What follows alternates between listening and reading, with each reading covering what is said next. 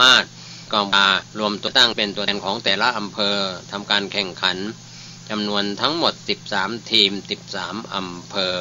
นอกจากนั้นการตีกลองบูชามีการแข่งขันที่ลำปางแล้วก็ยังมี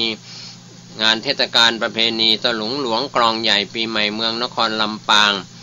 ได้รับการสนับสนุนจากบริษัทปตท.จำกัดมหาชนแข่งขันขึ้นในพื้นที่ลำปางทุกปีปีนี้นับเป็นปีที่17ก็มีการแข่งขันให้มีการแลกเปลี่ยนเวทีแลกเปลี่ยนเรียนรู้และประสบการณ์ของกลุ่มเยาวชนทั้ง13อำเภอของจังหวัดลำปางด้วยนะครับก็งานของดีจากลำปางก็มีมากมายให้ท่านที่เป็นนักท่องเที่ยวได้เดินทางเข้าไปท่องเที่ยวและดูความสามารถของลูกหลานเราเช้าเมื่อวานนี้ที่วัดหลวงนาออยตำบลเสริมซ้ายอำเภอเสริมงามจังหวัดลำปางนายสังคมคัดเชียงแสนนายอำเภอเสริมงามจังหวัดลำปางเชิญชวนพี่น้องชาวพุทธกว่า 2,000 คนทำพิธีเปิดขัวเสริมบุญหนุนบารมีสีเมืองเสริมและทำบุญตักบาตรพระสงฆ์61รูปเฉลิมพระเกียรติสมเด็จพระเจ้าอยู่หัวมหาวชิราลงกรณบดินทรเทพยวรางกูลนะครับขัวเสริมบุญหนุนบารมีสีเมืองเสริมนั้นเกิดขึ้นด้วยความร่วมมือของวัดหลวงนาออยชุมชนหน่วยงานภาคเอกชนสร้างขึ้นอำนวยความสะดวกให้กับพระภิกษุสามเณรเดินทางไปประกอบศาสนกิจระหว่างวัดกับอุโบสถซึ่งอยู่ห่างกันเพื่อพัฒนาให้เป็นแหล่งท่องเที่ยวของอำเภอเสริมเชิงธรรมขัวเสริมบุญหนุนบารมีนี้เป็นสีของเมืองเสริมก็คือเสริมงามเริ่มก่อสร้างเมื่อ1กุมภาพันธ์2561ก็แล้วเสร็จเมื่อ1เมษายนที่ผ่านมาไม่กี่วันเป็นขัวแตะความยาว400เมตรจากอุโบสถวัดหลวงนางอยทอดยาวผ่านทุ่งนามุ่งสู่วัดหลวงนางอยวัดหลวงนางอยเป็นวัดเก่าแก่สร้างเมื่อปีพุทธศักราช 2200 โดยครูบาโนชาวบ้านเรียกว่าวัดหลวงนางอยเดิมชื่อว่าวัดดอนแก้วทรายมูลได้รับพระราชทานวิสุงคามสีมาเมื่อปีพุทธศักราช 2400 การปกครองก็มีเจ้าว่าเท่าที่ทราบนามมีพระบุญทาแก้วสงกาพระบุญตันศาสตร์ขออภัยพระบุญตันธาตุสาพระพุทธนางอยพระคำสุขแก้วสาพระแก้วมูลสายาโกลันพระว่าเขื่อนแก้ว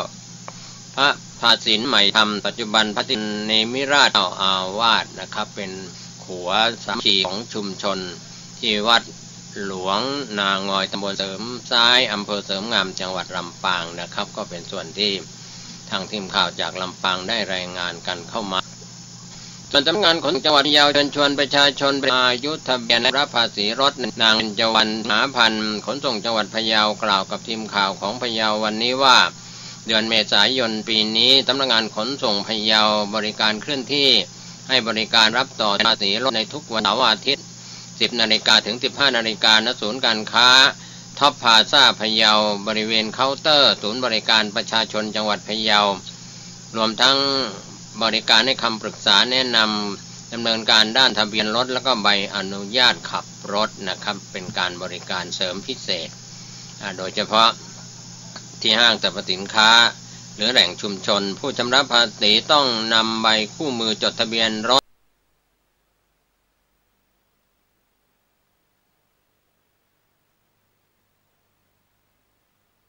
เอกสารประกันภัยตามกฎหมายคุ้มครองผู้ประสบภัยจากรถใบรับรองการตรวจสภาพรถจากสถานตรวจสภาพเอกชนตรอ.ในกรณีที่รถยนต์มีอายุการใช้งานเกิน7 ปีรถจักรยานยนต์มีอายุการใช้งานเกิน5 ปีให้นำไปเป็นหลักฐานประกอบด้วยครับก็บริการเสาร์อาทิตย์ที่ห้างสรรพสินค้าและก็ชุมชนก็เป็นเรื่องราวที่ดีนะครับหลายคนอาจจะไม่มีเวลาไปใช้บริการนะครับส่วนจังหวัดเชียงใหม่จัดงานสังขารล่องแม่ขามหานาทีประเวณีปีใหม่เมืองเมื่อวานนี้8 เมษายนที่น้ำแม่ขาชุมชนป่าแพ่งชัยศรีภูมิถนนอัสดาธรอำเภอเมืองเชียงใหม่จังหวัดเชียงใหม่นายประวินชำนิประสาทผู้ว่าราชการจังหวัดเชียงใหม่เ เปิดงานสังขารล่องแม่ข่ามหานาทีประเวณีปีใหม่เมืองหน่วยงานภาครัฐเอกชนประชาสังคมภาคสถาบันการศึกษาภาคประชาชนและพี่น้องกลุ่มชาติพันธุ์ทุกภาคส่วนจัดขบวนแห่รณรงค์ให้ประชาชนทุกชาติพันธุ์ที่อาศัยอยู่ในลุ่มน้ำแม่ข่าเข้าใจในคุณค่าและความหมายของประเพณีวัฒนธรรมอันดีงามมาช่วยกันขจัดละเรื่องไม่ดีต่างๆที่เราไม่เคยกระทำกับแม่น้ำแม่ข่าหรือคลองแม่ข่าการทิ้งขยะมูลฝอยก็ดีการปล่อยน้ำเสียการทำความสกปรกรกรุงรังให้กับคลองแม่ข่าแม่น้ำลำคลองก็ถือว่าแม่น้ำและลำน้ำสาขาทุกสายเพื่อสิริมงคลฟื้นฟูน้ำแม่ข่าคลองแม่กลับมาเป็นสายน้ำแห่งชัยมงคลของเมืองเชียงใหม่ในวาระปีใหม่2561ในปีนี้นะครับก็รณรงค์ประชาสัมพันธ์กันมายาวนานนะครับก็พยายามจะฟื้นคืนคลองแม่ข่าให้เป็นน้ำใสสะอาดเป็นมิ่งมงคลกับชาวเชียงใหม่และก็นักท่องเที่ยวส่วนจังหวัดลำพูนเมื่อวานนี้8เมษายนก็มีการส่งเสริมให้ข้าราชการประชาชนเข้าวัดปฏิบัติธรรมในวันศีลวันธรรมสวนะเมื่อวานนี้เป็นวันพระวันศีลวันฟังธรรมที่วัดประตูป่าช่วงเช้านะครับวัดประตูป่าตำบลประตูป่าอำเภอเมืองจังหวัดลำพูนนายอันสิทธิสัมพันธรัตน์ผู้ว่าราชการจังหวัดลำพูนผู้บังคับการตำรวจภูธรจังหวัดนายอำเภอเมืองลำพูนผู้อำนวยการสำนักงานวัฒนธรรมจังหวัดเจ้าหน้าที่สำนักงานพระพุทธศาสนาจังหวัดลำพูนคณะผู้บริหารข้าราชการเทศบาลตำบลประตูป่าและศรัทธาประชาชนชาวตำบลประตูป่านะครับกว่า60คนก็ร่วมทำบุญตักบาตรเข้าวัดปฏิบัติธรรมในวันศีลวันพระวันธรรมสวนะก็มีท่านพระครูไพศาลธรรมานุสิทธิ์เป็นเจ้าวาดวัดประตูป่าเป็นประธานสงฆ์กล่าวสัมโมทนียกถาแล้วก็มีผู้ว่าราชการจังหวัดลำพูนพบปะประชาชนที่ไปร่วมทำบุญ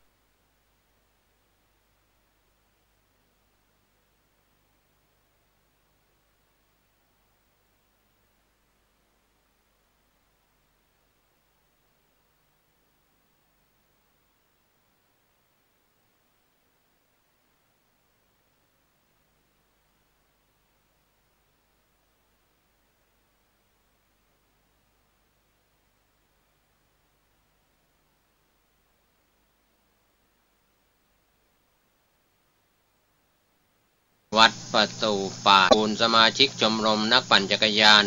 กลุ่มผู้อนุรักษ์จักรยานโบราณในจังหวัดลำพูนและเชียงใหม่ร่วมกันปั่นแอวเมืองบุญ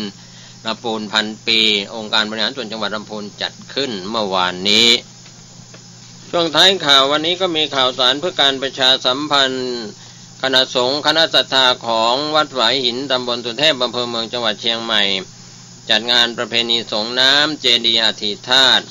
ครูบาพระอภัยสารทัศน์สังฆปามโมกปฐมสังฆราชาร้านนาสมัยรัชกาลที่5และเป็นเจ้าคณะจังหวัดเชียงใหม่รูปแรกจัดงานวันที่21เมษายน2561ตั้งแต่เวลา 13 นาฬิกาเป็นต้นไปที่วัดฝายหินเชิญคณะสงฆ์คณะศรัทธาสาธุชนญาติธรรมทั้งหลายโดยเฉพาะคณะสงฆ์คณะศรัทธาของวัดฝายหินทุกหลังคาเรือนญาติธรรมทางใกล้ทางไกลร่วมกันเป็นเจ้าภาพนะครับช่วง 13 นาฬิกาเป็นต้นไปวันที่21 เมษายนที่จะถึงนี้เชิญท่านร่วมงานนี้โดยพร้อมเพรียงกันข่าวฝากจากวัดดอนจันทร์ตำบลทัตรามอำเภอเมืองเชียงใหม่ท่านเจ้าคุณประชานาถมุนีกล่าวฝากข่าวประชาสัมพันธ์ว่าทางวัดดอนจันทร์ในเทศกาลสงกรานต์หรือเทศกาลปีใหม่เมืองทุกปีก็จัดงานสืบชะตาสะเดาะเคราะห์ให้กับลูกหลานที่เดินทางกลับบ้านพร้อมกับนักท่องเที่ยวปีนี้ก็ตรงกับวันศุกร์ที่13 เมษายน 2561 เวลา 19 นาฬิกาเป็นต้นไปเชิญท่านร่วมพิธีสืบชะตาสะเดาะเคราะห์เพื่อความเป็นสิริมงคลแก่ตนเองครอบครัวหน่วยงานของท่านนะครับที่วัดดอนจันทร์ตำบลทัตราอำเภอเมืองเชียงใหม่จังหวัดเชียงใหม่โดยพร้อมเพรียงกันนะครับก็เป็นเรื่องราวข่าวสารเพื่อการประชาสัมพันธ์ในช่วงท้ายรายการก็ยังมีข่าวในช่วงวันเสาร์ที่ 28 เมษายน 2561 ขอเชิญชวนพระสงฆ์นิกรชาวจังหวัดเชียงใหม่ร่วมพิธีเจริญพุทธมนต์เฉลิมพระเกียรติถวายพระพรชัยมงคลสมเด็จพระเจ้าอยู่หัวมหาวชิราลงกรณ์บดินทรเทพยวรางกูล และสมเด็จพระนางเจ้าสิริกิติ์พระบรมราชินีนาถในรัชกาลที่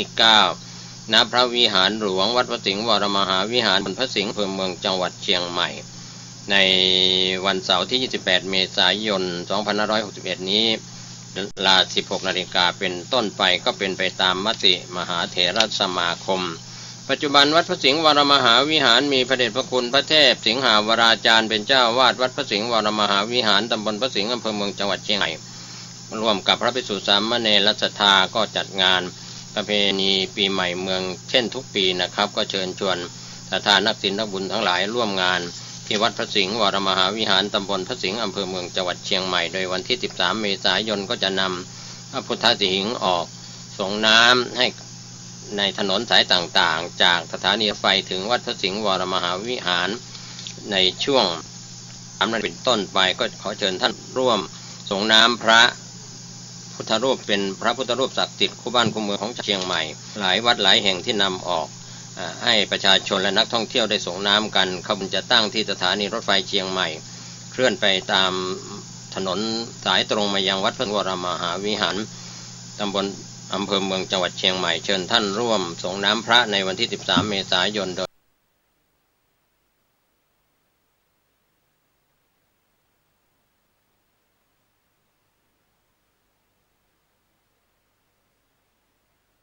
พร้อมเพียงกันนะครับเป็นข่าวสารที่งานกับท่านผู้ชมวันนี้ประเสริฐเพชรสำริด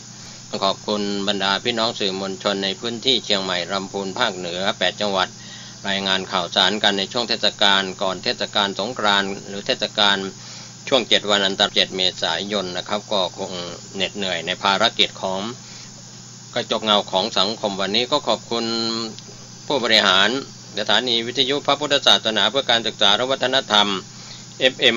104.50 เมกะเฮิรตซ์ตั้งอยู่ที่วัดฝายหินตำบลสุเทพอำเภอเมืองเชียงใหม่ก็มีอาจารย์ประครูสมุวิทยวัฒน์วรกิจโยเป็นผู้อำนวยการสถานีลิงก์สัญญาณไปยังสถานีวิทยุชุมชนคนนาน้อยอำเภอนาน้อยจังหวัดน่านก็มีอาจารย์ประครูสุจินนันทธรรมเป็นผู้อำนวยการสถานีแล้วก็ขอบคุณเครือข่ายขอบคุณพระเถระครูบาอาจารย์ที่ร่วมจัดรายการในคลื่น FM 104.50 เมกะเฮิรตซ์และก็ในเครือข่ายขอบคุณเครือข่ายที่ลิงก์สัญญาณประจำวันเครือข่ายไลฟ์บล็อกของอาจารย์ดร.อาร์ตจากคณะวิศวกรรมมช.เครือข่ายรายสด Facebook ไลฟ์ YouTube เว็บไซต์ต่างๆนะครับด้วยความขอบคุณท่านผู้ชมและท่านผู้ฟังซึ่งติดตามรับชมรับฟังกันเป็นประจำขอทุกคนทุกท่านได้ปฏิบัติภารกิจสุขกายสุขใจวันนี้และวันหน้าโดยทั่วหน้ากันสวัสดีครับท่านผู้ฟังที่เคารพในวาระดิถีปีใหม่เมือง2561ปีนี้ท่านเจ้าคุณประชานาถมุนีเจ้าวาดวัดดอนจันทร์ตำบลทัตรามอำเภอเมืองเชียงใหม่ท่านได้มีธรรมเมตตากล่าวพร่ำสอนขอเจริญพรผู้ฟังรายการสถานีวิทยุแห่งนี้เดือนนี้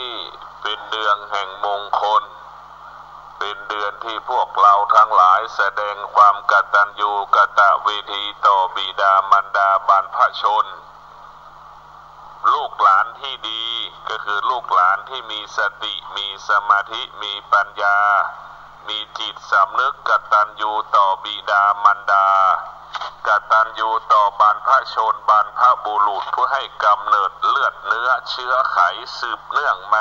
จนถึงเราณปัจจุบันเราต้องมีสติสมาธิทำบุญในเทศกาลปีใหม่สงกรานต์เราต้องทำบุญอุทิศบุญกุศลไปถึงแก่บิดามารดาครูบาอาจารย์ผู้มีพระคุณต่อชีวิตครอบครัวของเราบุคคลใดมีความกตัญญูกตเวทีบุคคลผู้นั้นอยู่ณที่ใดคนเมตตาเทวดาเมตตาวิญญาณเมตตามนุษย์เทวดาวิญญาณส่งเสริมสนับสนุนให้บุคคลนั้นได้รับแต่ความสุขความเจริญการทำบุญก็มีหนึ่งทำบุญโดยการบริจาคทานหมายถึงเราทำบุญให้กับบุคคลอื่นผลประโยชน์เกิดแก่พระสงฆ์เป็นการบำรุงพระพุทธศาสนาเป็นการส่งเสริมบุคคลที่อยู่ในพระพุทธศาสนาได้แก่พระภิกษุสงฆ์ภิกษุสามเณรภิกษุณีแม่ชีเป็นการทำบุญให้ทานคือทำบุญให้กับบุคคลอื่น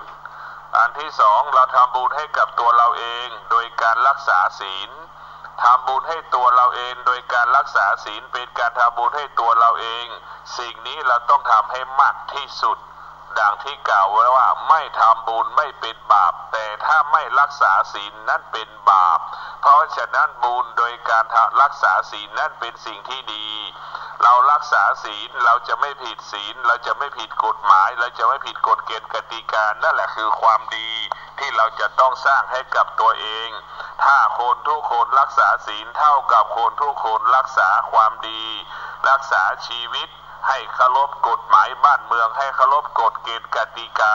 ให้เคารพกฎของครอบครัวให้เคารพบิดามารดานั่นแหละคือความดีเพราะฉะนั้นความดีตัวที่สามได้แก่ความดีเกิดจากการนั่งสมาธิเจริญจิตภาวนาเป็นการทำความดีให้กับตัวเองเป็นการมอบความดีให้กับตัวเองทั้งสองประการคือการรักษาศีลเป็นการทำความดีให้กับตัวเองเป็นการทำความดีมอบให้กับตัวเองการนั่งสมาธิก็เป็นการทำความดีให้กับตัวเองมอบความดีให้กับตัวเองเรารักษาศีลนั่งสมาธิเจริญจิตภาวนาเราจะได้รับความดี 100% เราได้รับความดีในสมบูรณ์ที่สุดเพราะฉะนั้นท่านทั้งหลายการนั่งสมาธิเจริญจิตภาวนาเป็นการทำดีให้กับตัวเองหมายถึงเวลาเรามีสมาธิเราไปทำงานก็ไม่ผิดพลาดเรามีสมาธิเราไปทำงานละเอียดปราณีตสุขุมรอบคอบเราไปมีสมาธิเราไปทำงานก็เสร็จตามที่เวลากำหนดนายจ้างก็ชื่นชอบนายจ้างก็ชื่นชมเพราะว่าเราทำงานด้วยสมาธิเราจะทำงานก็ได้เกิดความละเอียดปราณีตสุขุมรอบคอบทำงานไม่ผิดพลาดงานก็มีระเบียบมีระบบมีขั้นตอนเพราะเรามีสมาธิเพราะฉะนั้นสมาธิเป็นสิ่งจำเป็นเป็นสิ่งสำคัญพระพุทธเจ้าจึงได้ชื่อว่าผู้รู้ความจริงของโลกได้แก่สมาธิสมาธิไม่ได้เป็นของบุคคลใดบุคคลหนึ่งสมาธิมีอยู่ในตัวตนของคนทุกคนที่เกิดขึ้นมาบนโลกใบนี้มนุษย์จะมีศาสนาไม่มีศาสนาต่างศาสนาก็ต้องพึ่งพาสมาธิอาศัยสมาธิกำกับกำหนดควบคุมการดำเนินชีวิตการประกอบอาชีพทุกอริยบททุกขณะลมหายใจสมาธิคนที่มีสมาธิก็คือเหมือนคนที่มีอวัยวะครบ32ประการคนที่มีสมาธิเปรียบเสมือนคนที่มีอวัยวะครบ32ประการคนที่ไม่มีสมาธิก็เปรียบเสมือนคนที่พิกลพิการอัมพฤกษ์อัมพาตมีอวัยวะครบ13ประไม่มีอวัยวะไม่ครบ32ประการคนที่ไม่มีสมาธิทำงานจะผิดพลาดทำงานจะพลาดพลั้งทำงานเสียของเสียหายหมดเพราะฉะนั้นการไม่มีสมาธิก็ทำลายชีวิตตนเองทำลายครอบครัวตัวเองถ้าเรามีสมาธิเป็นการสร้างสรรค์ชีวิตตนเองเป็นการสร้างสรรค์ครอบครัวอยู่เย็นเป็นสุขครอบครัวมีความสุขเพราะทำงานไม่ผิดพลาดค่าจ้างรางวัลเราก็ได้รับการตอบสนองจากนายจ้างด้วยความงดงามแสดงว่าธรรมะนั้นทำให้ชีวิตเราอุดมสมบูรณ์ด้วยปัจจัย4ได้แก่สมาธิดังที่กล่าวว่าเมื่อเรามีสมาธิทำงานไม่ผิดพลาดละเอียดปราณีตสุขุมรอบคอบทำงานมีคุณภาพประสิทธิภาพทำงานเสร็จตามเวลากำหนดชีวิตเราครอบครัวเราก็อุดมสมบูรณ์ด้วยทรัพย์สมบัติและปัจจัย4ชีวิตครอบครัวของเราก็อุดมสมบูรณ์ไปด้วยเครื่องอุปโภคบริโภคครอบครัวก็จะมีความสุขก็ขอความสุขสวัสดีจงปรากฏแก่ท่านผู้ฟังทั้งหลายสงกรานต์ปีใหม่เราต้องมีสติต้องมีสมาธิกำกับกำหนดการควบคุมในการดำเนินชีวิตของเราจะประสบแต่ความสุขได้ก็ต่อเมื่อเรามีศีลมีสมาธิมีปัญญาศีลสมาธิปัญญาปกป้องคุ้มครองรักษาชีวิตครอบครัวของเราชีวิตครอบครัวของเราจะมั่นคงยั่งยืนงอกงามได้ด้วยศีลสมาธิปัญญาการงานการเงินจะเกิดขึ้นกับเราได้ก็เมื่อเรามีศีลสมาธิปัญญาศีลสมาธิปัญญาเท่านั้นทำให้เราเกิดความงอกงามตลอดกาลอันบุคคลอันบุคคลเสพแล้วเจริญแล้วทำให้อำมากแล้วย่อมยังสัตว์ให้เป็นไปในอันนรกกำเนิดดิลฉาน ในเปรตวิสัยวิบากแห่งพลุสวาจาย่อมเบาที่สุดย่อมยังเสียงที่เบา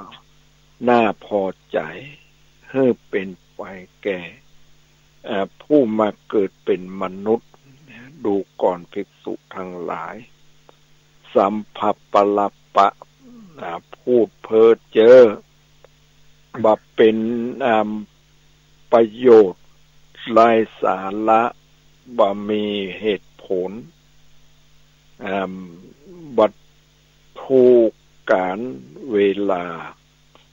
อันบุคคลเสพแล้วเจริญแล้วกระทำให้มากแล้วย่อม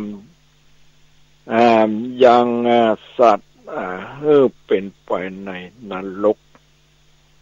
ในกำเนิดเดรัจฉานในเปรตวิสัยวิบากแห่งสัมภัปปะละปะ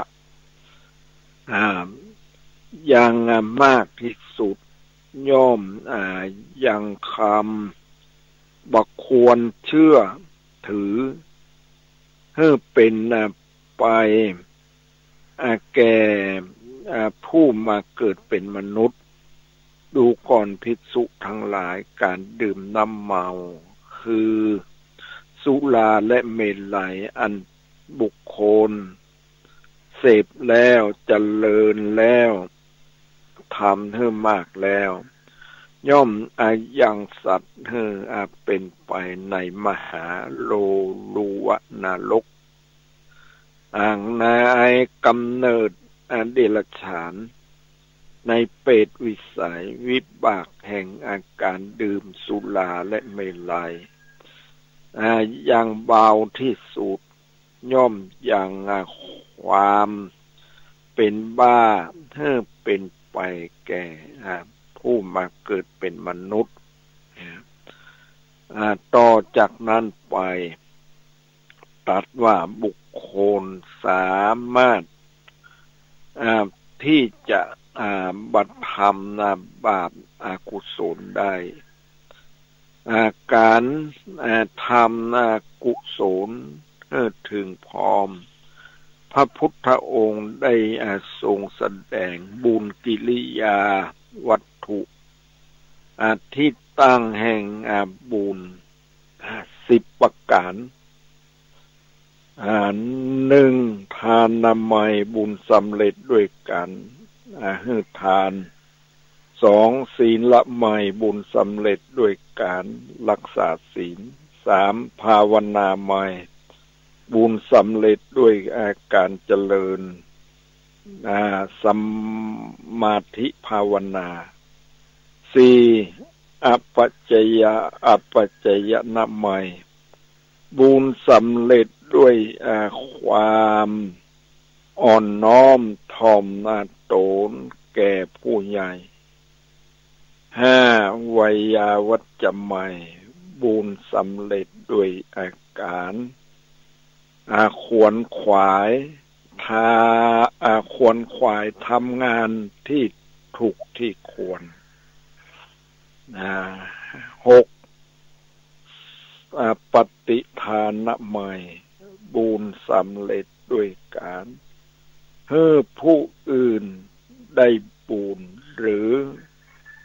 ให้ส่วนบุญ 7. ปัตตานุโมทนาไมบุญสำเร็จด้วยอาการยินดีที่ผู้อื่นได้บุญหรืออ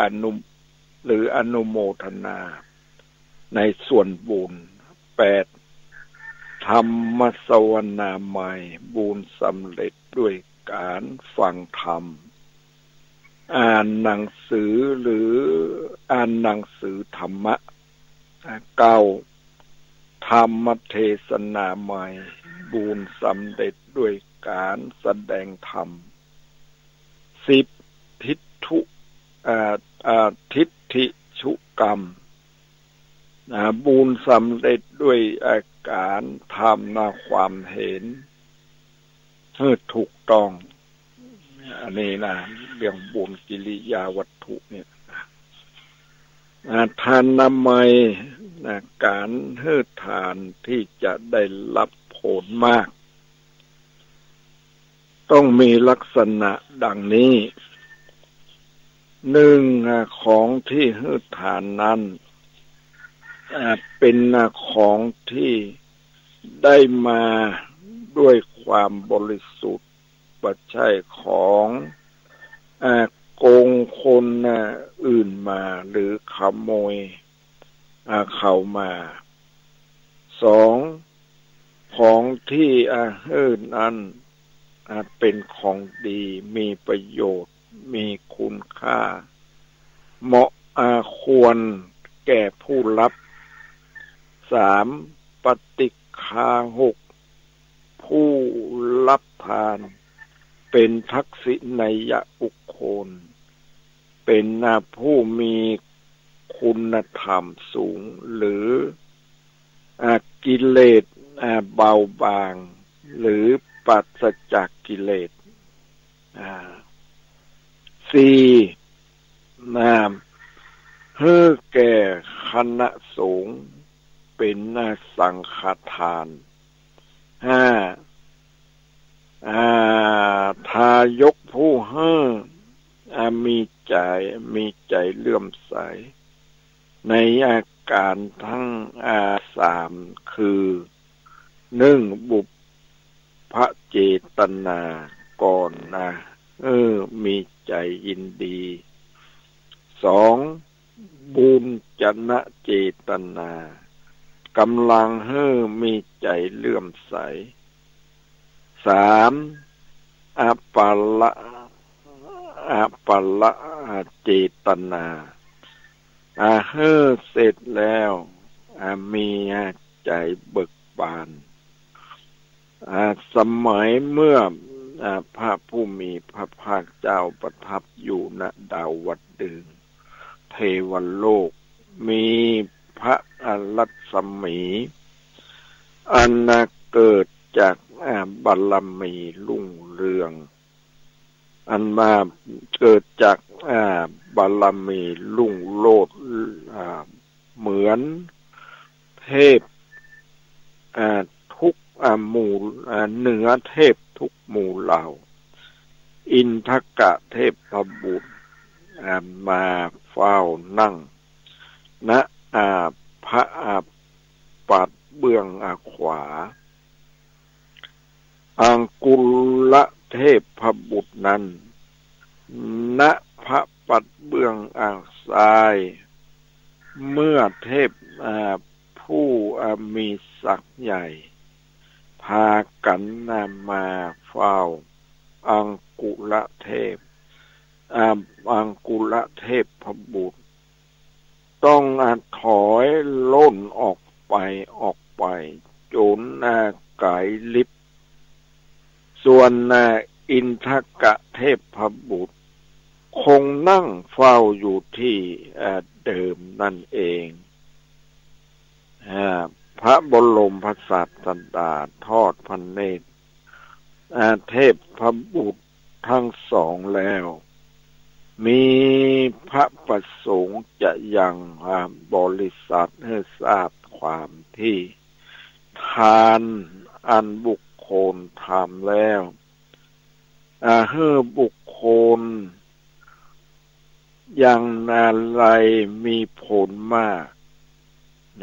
ในบุคคลอย่างไรมีผลน้อยจึงตัด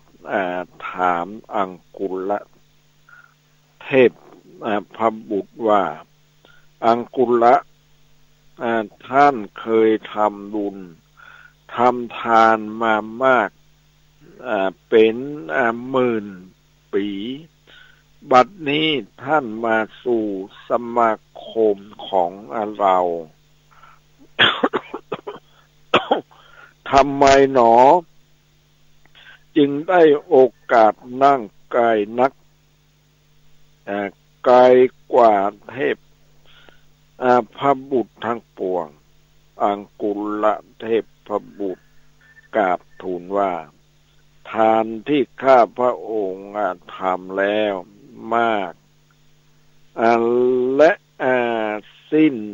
ระยะการนานก็จริงแต่ทำในที่ว่างเปล่า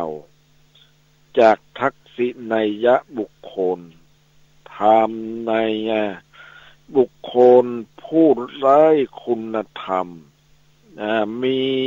จะมีผลประเสริฐได้อย่างไรส่วนอินทกะเทพบุตรผู้มีคุณอันน่าบูชาได้ทำมาทานแม้เพียงนิดน้อยในทานผู้มีคุณอันน่าบูชายังรุ่งเรืองยิ่งกว่าข้าพระองค์ดุจพระจันทร์ในหมู่ดาวเมื่ออังกุลเทพบุตรกราบทูลดังนั้นแล้วพระศาสดาตรัสถามอินทกะเทพบุตรว่าเหตุใดจึงนั่งอยู่ที่เดิม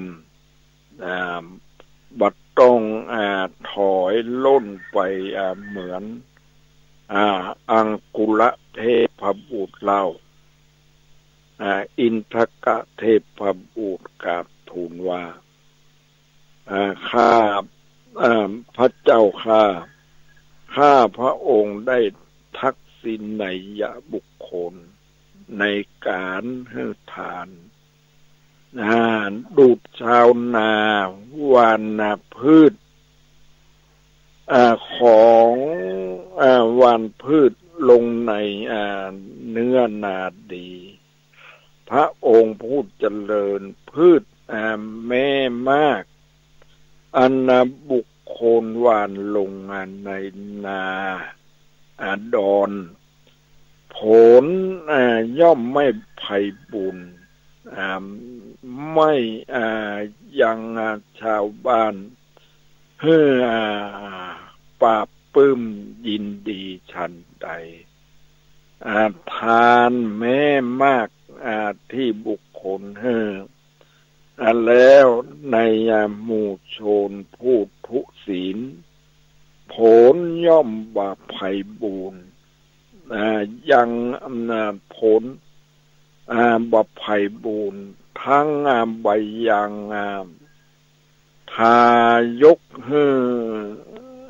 ยินดีฉันนั้นพืชแม่น้อยอันบุคคลหว่านลงในนาดีเมื่อ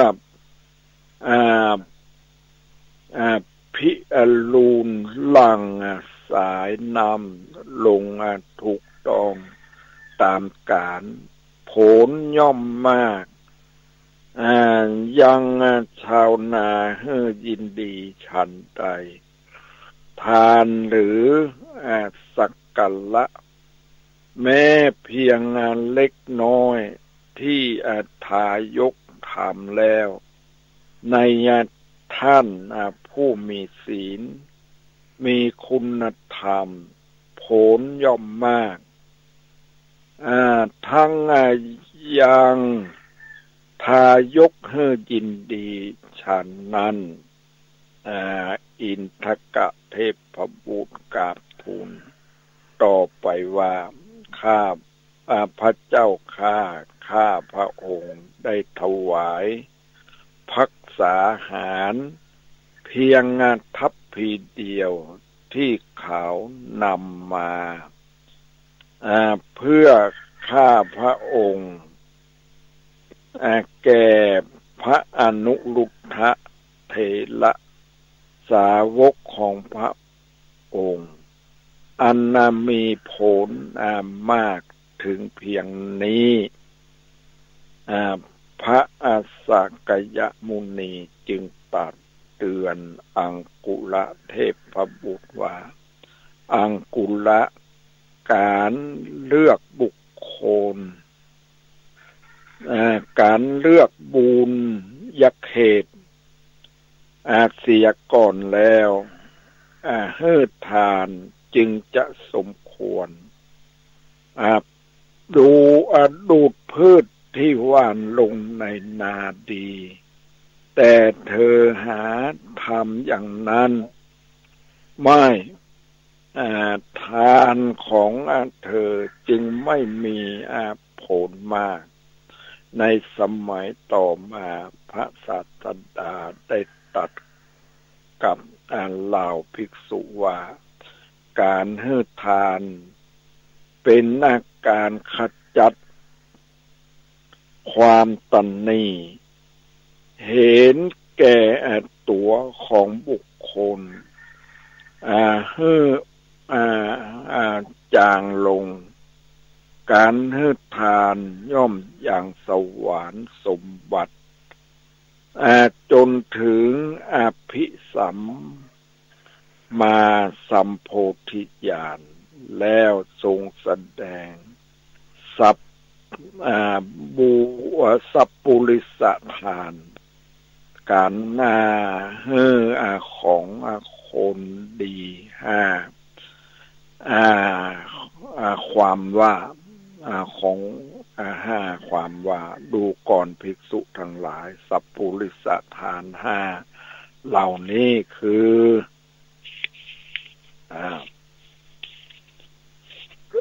หนึ่งบุคคลให้ทานด้วยศรัทธาคือความเชื่อแล้วในที่ผลแห่งทานนั้นเกิดขึ้นแก่เขาย่อมเป็นผู้มั่งคั่งมีทรัพย์มากมีโภคะมากและมีผู้มีรูปงามน่าดูน่าชมประกอบด้วยความเป็นผู้มีผิวพรรณงดงามอย่างยิ่งสองบุคคลให้ทานด้วยความเคารพในที่ผลแห่งทานนั้นเกิดขึ้นแก่เขาย่อมเป็นผู้มั่งคั่งมีทรัพย์มากมีโภคะมากและเขามีบุตรภรรยาทาสคนรับใช้หรือกรรมกรก็ตามบุคคลเหล่านั้นย่อมสนใจฟังย่อมเงียหูฟังย่อมตั้งจิตรับรู้รับคำสั่งเชื่อถ้อยฝังคำสามบุคคลผู้ให้ทานตามการในที่ผลแห่งทานนั้นเกิดขึ้นแก่เขาย่อมเป็นผู้มั่งคั่งมีทรัพย์มากมีโภคะมากและความต้องการทั้งหลายของเขาที่เกิดขึ้นตามการย่อมบริบูรณ์สี่บุคคลให้ทาน มีจิตอนุเคราะห์ในที่ผลแห่งทานนั้นเกิดขึ้นแก่เขาย่อมเป็นผู้มั่งคั่งมีทรัพย์มากมีโภคะมากและจิตของเขาย่อมน้อมไปเพื่อบริโภคกามคุณอันโอฬารบุคคลให้ทานบ่กระทบตนบ่กระทบผู้อื่นในที่ผลแห่งทานนั้นเ เกิดขึ้นแก่เขาเขาย่อมเป็นผู้มั่งคั่งมีทรัพย์มากมีโภคะมากและความล่มโจมแห่งโภคะของเขาย่อมบำมาจากย่อมบำมาจากที่ไหนคือจากไฟจากน้ำจากพระราชาจากโจรจากทายาทผู้รับมรดกซึ่งบับเป็นที่รักดูก่อนภิกษุทั้งหลายนี่แลสัพปุริสทาน5ประการจากนั้นพระพุทธองค์ได้ทรงแสดงอานิสงส์ของทานว่าหนึ่งผู้ให้ย่อมเป็นที่รักที่ชอบใจของชนหมู่มากสองสัพบุรุษผู้สงบย่อมคบหาคนให้ทานสามเกียรติคุณของผู้ให้ทานย่อมขจรไปสี่ผู้ให้ทานย่อมบะเหินห่างจากธรรมของคฤหัสถ์ห้าผู้ให้ทานเมื่อล่วงลับไปแล้วย่อมเข้าถึงสุคติโลกสวรรค์อันนี้เรียกเกี่ยวกับการให้ทานแล้วศีลใหม่ในมหาปรินิพพานสูตรพระผู้มีพระภาคเจ้าตรัสว่าการรักษาศีลเป็นการรักษากายวาจาใจให้เรียบร้อยบ่มีโทษศีลเป็นที่เป็นที่พำนักเป็นที่อาศัยที่ต้านภัยที่ยึดเหนี่ยวที่หลบภัยเป็นคติที่ไปในเบื้องหน้าการรักษาศีลจะต้องมีวิรัตคือมีเจตนาเพื่อจะงดเว้นจากโทษนั้นๆจึงเรียกว่าศีลใหม่เช่นการเส้นทารกที่นอนแบบเบาะแม่บาลทำชั่วบัดถือว่ามีศีลเพราะบ่มีวิรัตวิรัตแปลว่างดเว้นมี3อย่างคือ1สมทานวิรัตงดเว้นจากการสมทานงดเว้นด้วยการสมทานเป็นวิรัตของปุถุชน2สัมปัตตวิรัตงดเว้นด้วยเหตุการณ์ที่เกิดขึ้นจำเพาะหน้าเป็นวิรัตของผู้บัดตั้งใจจะรักษาศีลมาก่อนเช่นมีโอกาสจะฆ่าแต่บักฆ่านี่